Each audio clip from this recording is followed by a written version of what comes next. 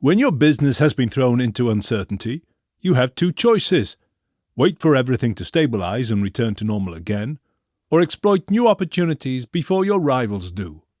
If you're going to try and exploit new opportunities, the first thing you need to do is identify opportunities that are worth making bets on. Unfortunately, most businesses struggle to do this and end up betting on wild hunches instead.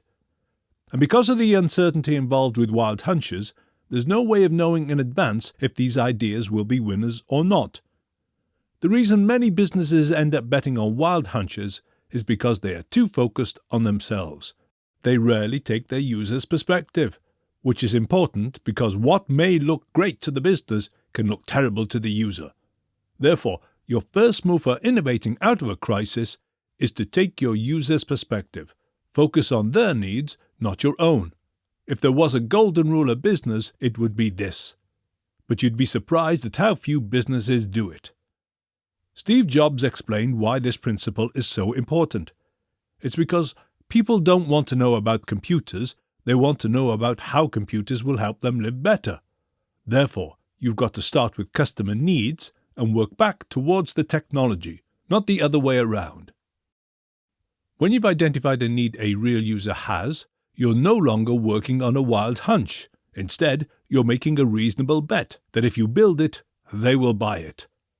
Therefore, don't fall into the trap of admiring your own products. Take the user's perspective instead to identify reasonable bets to work on. Then explain to those customers how your product is going to help them in their lives.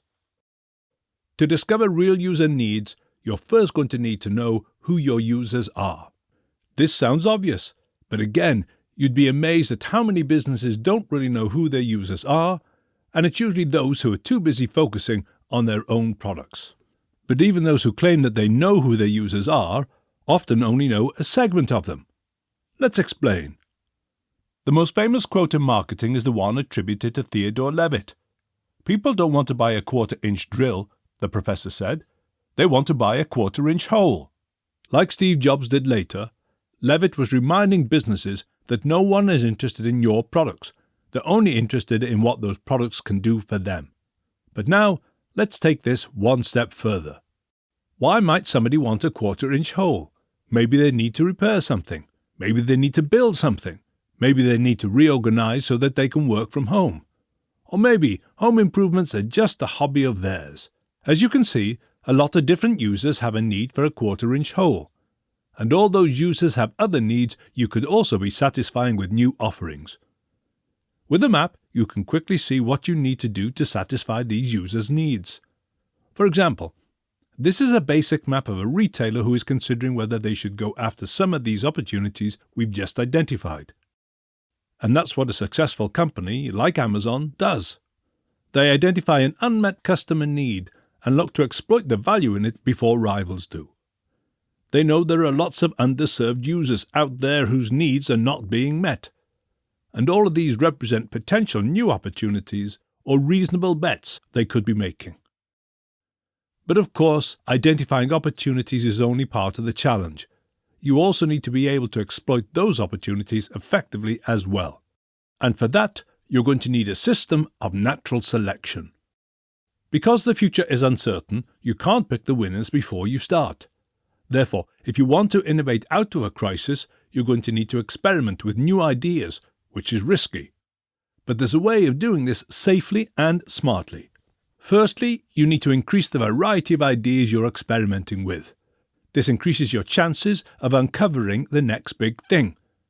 Secondly, you have to accept that whenever you try to innovate, in other words, do something new, some failure is going to be inevitable. Therefore, you need to design your experiments to be small enough that any failures are survivable.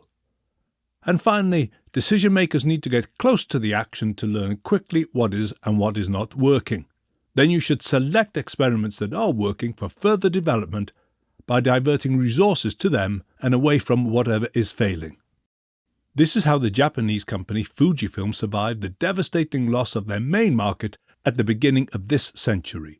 Unlike their bigger US rival, Kodak, Fujifilm not only survived but thrived by innovating out of the crisis. Both companies had to make huge cuts when the market for colour photos started to collapse from 2002 onwards. But while Kodak cut costs to try and protect their profitability, Fujifilm cut costs in the main business in order to redirect those resources to a portfolio of reasonable bets they were making about the future. Fujifilm started to invest in a wide variety of industries where they could leverage their specialist knowledge, from pharmaceuticals to software technology, and from medical devices to cosmetics. They knew they didn't have time to build a presence in all these markets, so they made active use of mergers and acquisitions, investing in over 40 companies to help them develop more quickly. They also invested heavily in their own research and development, knowing a lot of this would fail, but betting that the successes would more than make up for the failures. And that's exactly what happened. One of those ventures, an essential ingredient in the manufacture of liquid crystal panels, exploded as the TV, flat screen and smartphone revolutions took off. This grew from a $15 million a year business into a $1.8 billion success story, easily making up for the losses incurred by the chaotic decline of their core industry. Now you could say that Fujifilm got lucky with this, and you'd be right. But it was their system of natural selection that tipped the scales in their favour.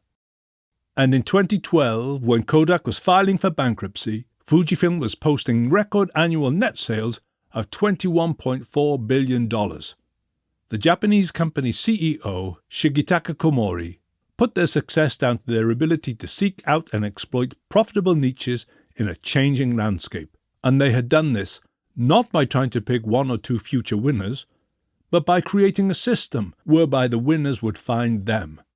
They had played the evolution by natural selection game perfectly. This is why creating a system of natural selection is the second of our 9 moves for innovating out of a crisis. Your aim with this move is to carefully support a variety of reasonable bets from which multiple future lines of business can emerge. But this is all easier said than done, isn't it? Yes, it is. There's still a lot more you need to do if you want to innovate your way out of a crisis. And that will be the focus of the next 7 moves, so watch out for that. All the principles discussed in this series, marked in bronze, have a free workbook associated with them. And if you'd like a copy of these, just send us an email at contact@powermaps.net with your feedback about what you found useful or surprising, or what you think we've missed. We promise not to bombard you with unwanted marketing materials. We just want to learn more about what businesses need at this time so we can respond to them. If you'd like to know more about the concept of variety, survivability, and natural selection, follow Marcus Guest at medium.com and read the article Palczynski's Principles. And if you'd like to learn more about how Fujifilm used this approach so successfully, read the article Fujifilm Variety in the same place.